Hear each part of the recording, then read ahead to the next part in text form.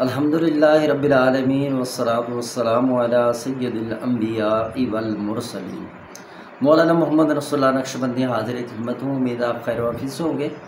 आज मैं मोहब्बत के लिए एक नक्श लाया हूँ और ये नक्श मैं बारहा दे चुका हूँ, लेकिन इस बार जो मैं इस नक्श की तरतीब आपको बता रहा हूँ, इस तरह आप इस नक्श को करें।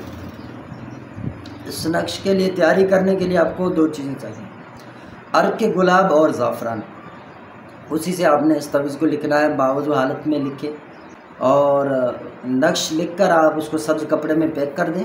उसके बाद आप इसको फलदार दरख्त पर जो है लटका दें। अगरचे अभी उसमें फल मौजूद ना हो कोई मसला नहीं है, लेकिन आपने इस तरह लटकाना है, हवा में तावीज़ का हिलना ज़रूरी है।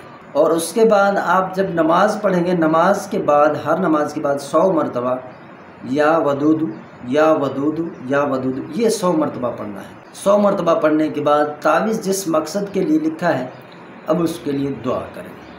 व्हाट्सअप नंबर जो है हमारा, अगर हमसे कोई काम करवाना चाहते हैं 0344 64 85 971। आपसे गुजारिश करूंगा कि अगर आप हमारे चैनल पर नए तशरीफ़ लाए हैं तो चैनल को सब्सक्राइब कर दें और बेल आइकन का बटन प्रेस कर दें, वीडियो को लाइक और शेयर कर दें। शुक्रिया, जज़ाकल्लाहु खैरा। तो नक्श जो है, इस नक्श की जो तरतीब है और चाल है वो मैंने इसके अंदर डाल दिए हैं। सब्ज़ कलम से जो भी मैंने हुरूफ लिखे हुए ये आपने नहीं लिखने हैं। एक लिखा है वहाँ पर 243 लिखने हैं, जहाँ पर 2 लिखा है 244। इस तरह तरतीब से आपने नक्श को पुर करना है। ये मैंने आदाद इसलिए लिखे हैं ताकि नक्श पुर करने की जो तरतीब है वो आपके जहन में आ जाए। आप अच्छा, इसमें एक काम और भी करेंगे कि तालिब का नाम पहले लिखेंगे, उसकी वालदा का नाम, फिर जो है उसकी मतलूब और उसकी वालदा का नाम लिखेंगे। इस नक्श में आप ऐसे करेंगे।